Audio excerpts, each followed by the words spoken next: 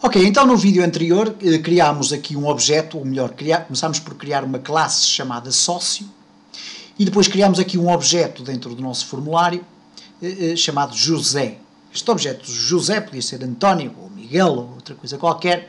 Neste momento é um objeto extremamente pobre. Porquê? Porque dentro da nossa classe não existe nada. Ela é uma classe vazia. Não tem funcionalidades, não tem características, não tem propriedades, não tem nada. Então nós vamos começar a trabalhar nisso. Ora, uma das primeiras particularidades é entender que todas as classes podem ter, essencialmente, três aspectos fundamentais. Podem ter propriedades, podem ter métodos e podem ter eventos. As propriedades já sabemos o que é, são as características do objeto. Isto é, a sua altura, a sua cor, o seu tamanho, a sua largura, enfim, a sua idade, o ano em que nasceu, enfim, um conjunto vasto de características. E, portanto, essas propriedades podem ser definidas dentro da classe. Os seus métodos são aquilo que a classe pode fazer, quais são as operações que ela pode executar. Os seus eventos é de que forma é que a minha classe reage, e neste caso os objetos que são criados a partir desse molde e dessa classe, de que forma é que reage quando acontece determinado acontecimento.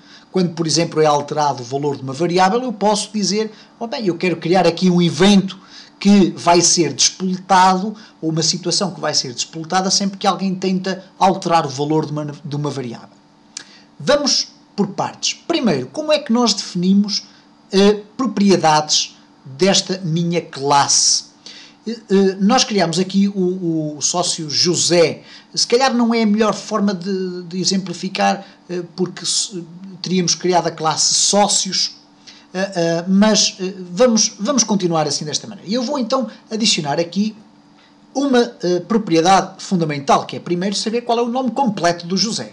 Então eu poderia escrever da seguinte forma: uma variável, neste caso as propriedades são variáveis, string, porque estamos a falar de texto, nome completo.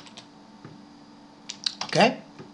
String, nome completo. Ora, vamos ver o que é que acontece agora se eu voltar então aqui ao meu José, e se eu escrever José, ponto, ora, não aparece aqui a minha variável. Isto porquê? Já vimos em vídeos anteriores que as variáveis têm um determinado ciclo de vida e uma determinada forma de estar presentes ou não. Neste caso, o que acontece é que, por defeito, se nós não explicitarmos qual é o ciclo de presença desta variável, qual é o seu ciclo de vida e qual é o seu grau de presença, ela, por defeito, ela é privada. Ela só vai estar disponível dentro do código da minha classe.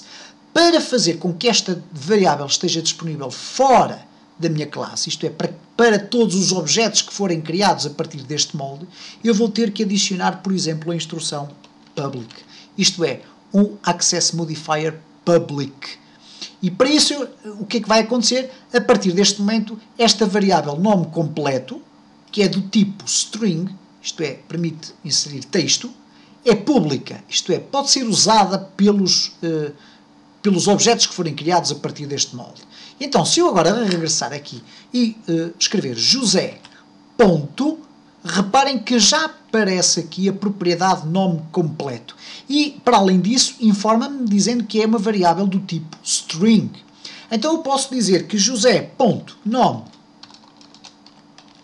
completo é igual a José Manuel Silva, por exemplo. Ok? E neste momento o que eu fiz foi simplesmente definir uma propriedade do meu objeto José. É isso que ele é um objeto criado a partir do molde sócio. Neste caso, molde é a minha classe. Não é?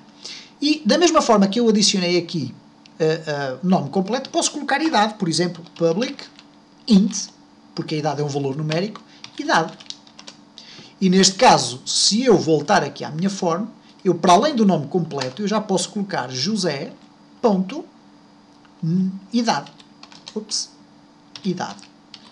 É igual, e reparem que eu não posso colocar aqui, por exemplo, uma variável string. Ele automaticamente vai-me dizer que isto é um erro. Porquê? Porque esta variável é uma variável numérica. Mas posso colocar aqui, por exemplo, a idade do José seria 49. Ok? Reparem agora que eu posso brincar um pouco com o objeto José. Por exemplo, posso fazer o seguinte. level resultado ponto text é igual a o. E agora reparem o que eu vou fazer. Vou concatenar uma string, isto é, vou criar aqui uma frase utilizando quer texto, quer o próprio objeto José. E, portanto, e dei um espaço, José.nome completo, tem, e agora vou colocar aqui, José.idade, anos de idade. Ok? O que é que vai acontecer? Uma vez que eu já defini estes valores para o meu objeto José, portanto, estas suas propriedades estão definidas na classe sócio, automaticamente eu aqui só vou ter que me referir a elas para que os seus valores sejam apresentados. Então todo este código que aqui está vai compilar-se no final numa frase só. Vamos ver se é isso que acontece. Okay? Vamos executar. E agora reparem, o José Manuel Silva tem 49 anos de idade. Há aqui um ponto final que aparece, e vamos já ver porque é que ele aparece, porque está ali no final, ok? Vamos tirá-lo, executamos novamente, e cá temos então o José Manuel Silva tem 49 anos de idade. E assim ficamos a conhecer os conceitos básicos para a criação de propriedades nas classes.